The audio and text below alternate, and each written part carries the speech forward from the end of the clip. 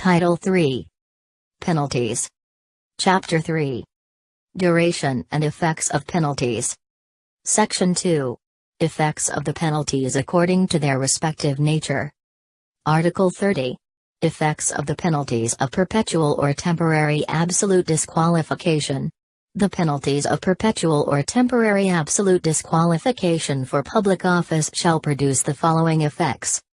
1. The deprivation of the public offices and employments which the offender may have held even if conferred by popular election.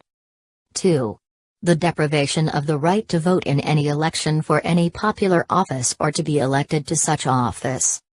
3. The disqualification for the offices or public employments and for the exercise of any of the rights mentioned. In case of temporary disqualification, such disqualification as is comprised in paragraphs 2 and 3 of this article shall last during the term of the sentence. 4. The loss of all rights to retirement pay or other pension for any office formerly held. Article 31. Effect of the penalties of perpetual or temporary special disqualification. The penalties of perpetual or temporal special disqualification for public office, profession or calling shall produce the following effects. 1. The deprivation of the office, employment, profession or calling affected. 2. The disqualification for holding similar offices or employments either perpetually or during the term of the sentence according to the extent of such disqualification. Article 32. Effect of the penalties of perpetual or temporary special disqualification for the exercise of the right of suffrage.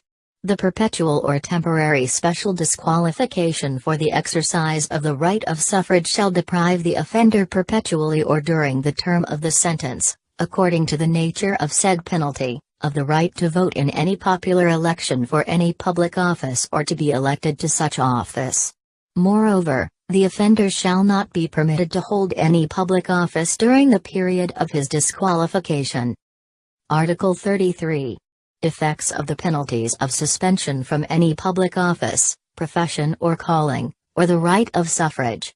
The suspension from public office, profession or calling, and the exercise of the right of suffrage shall disqualify the offender from holding such office or exercising such profession or calling or right of suffrage during the term of the sentence. The person suspended from holding public office shall not hold another having similar functions during the period of his suspension. Article 34. Civil interdiction. Civil interdiction shall deprive the offender during the time of his sentence of the rights of parental authority, or guardianship, either as to the person or property of any ward, of marital authority, of the right to manage his property and of the right to dispose of such property by any act or any conveyance inter vivos. Article 35. Effects of bond to keep the peace. It shall be the duty of any person sentenced to give bond to keep the peace, to present two sufficient sureties who shall undertake that such person will not commit the offence sought to be prevented, and that in case such offence be committed they will pay the amount determined by the court in the judgment, or otherwise to deposit such amount in the office of the clerk of the court to guarantee said undertaking. The court shall determine, according to its discretion, the period of duration of the bond. Should the person sentenced fail to give the bond as required, he shall be detained for a period which shall in no case exceed 6 months, as he shall have been prosecuted for a grave or less grave felony, and shall not exceed 30 days, if for a light felony. Article 36. Pardon, its effect. A pardon shall not work the restoration of the right to hold public office, or the right of suffrage, unless such rights be expressly restored by the terms of the pardon. A pardon shall in no case exempt the culprit from the payment of the civil indemnity imposed upon him by the sentence. Article 37. Cost. What are included? Costs shall include fees and indemnities in the course of the judicial proceedings, whether they be fixed or unalterable amounts previously determined by law or regulations in force, or amounts not subject to schedule. Article 38. Pecuniary liabilities, order of payment. In case the property of the offender should not be sufficient for the payment of all his pecuniary liabilities, the same shall be met in the following order. 1. The reparation of the damage caused. 2. Indemnification of consequential damages. 3. The fine. 4. The cost of the proceedings. Article 39. Subsidiary penalty. If the convict has no property with which to meet the fine mentioned in the paragraph 3 of the next preceding article, he shall be subject to a subsidiary personal liability at the rate of 1 day for each 8 pesos, subject to the following rules. 1.